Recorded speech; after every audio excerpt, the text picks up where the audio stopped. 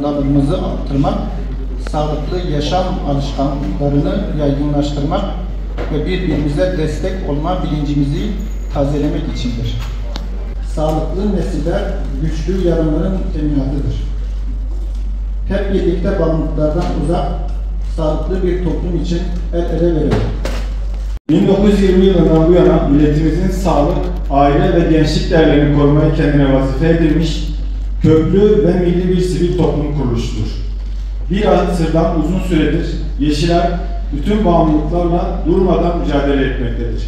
Bugün bu bağımlılıkla mücadelemizi güçlendirmek adına müsaadenizle siz çok kıymetli misafirlerle bir araya geldik.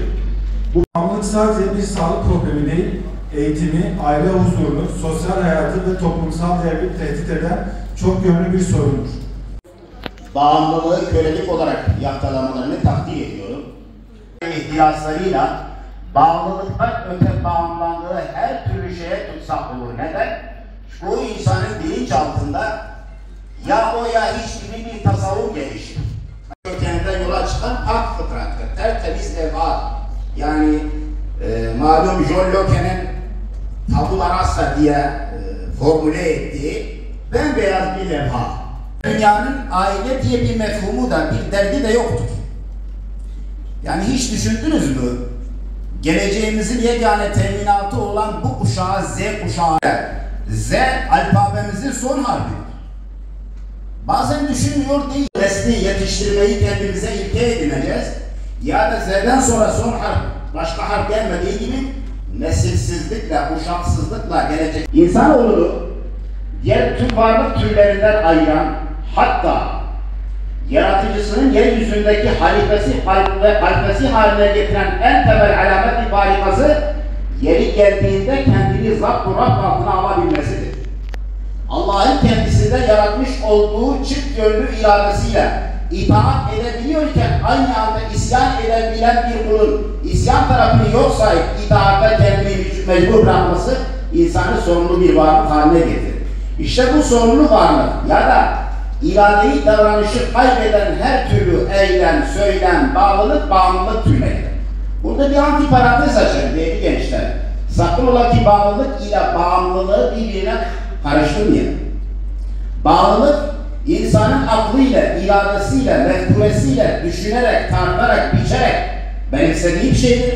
Bağımlılık ise tamamıyla nefsani dürtülerin, yani ihtirasların, şahvani duyguların neticesinde hasıl olan bir idrake tabi yerindeyse deli gömlekleri giydirmektir.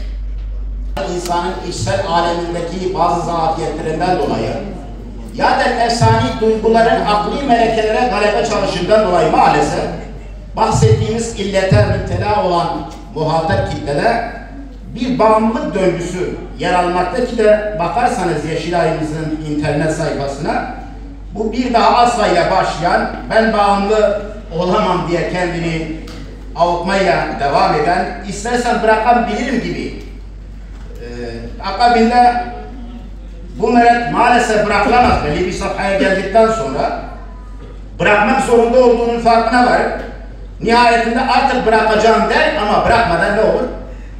İslam peygamberinin her biriniz birer çobansınız ve her biriniz de güttüğünüz sürünüzden sorumlusunuz. Değişik burada manidar. Daha önemli. Neden? Çünkü ümmet birliğinin en küçük çekirdek kadrosudur aile. Şimdi buradan bir test yapalım. Aile içerisindeki mutluluk, muhabbet, kolektif şuurunun inşasına yönelik. Bugün yemek sofrasında ailenin reisi ve ailenin hatunu, evin hanımı, çocuklarıyla beraber aynı halka içerisinde yer almıyorsa orada aile terbiyesinden kimse bana söz edemez.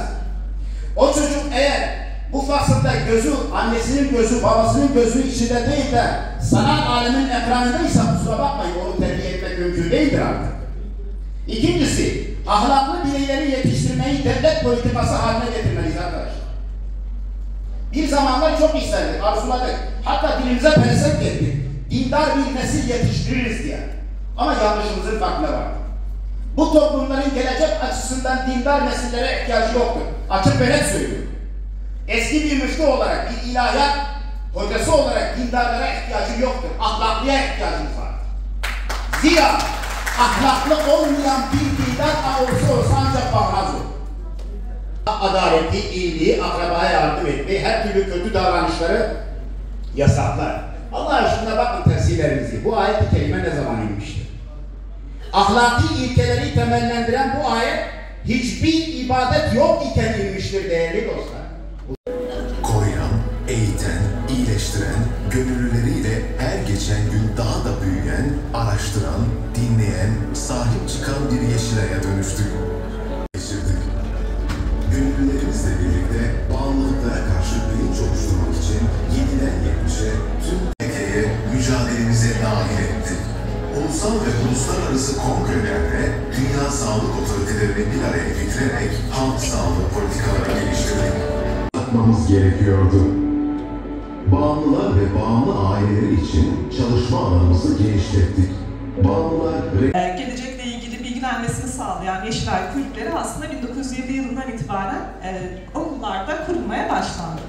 2013 yılına kadar Yeşilay Vakfı bağımlılıklar hakkında önleyici hizmetler çalışanların, bağımlı bireyleri ailesiyle haftalık görüşmeler yapıp bağımlı bireyi tedaviye nasıl çekileceğimize dair ipuçları verdiğimiz, beceri kazandırdığımız görüşme modeli var.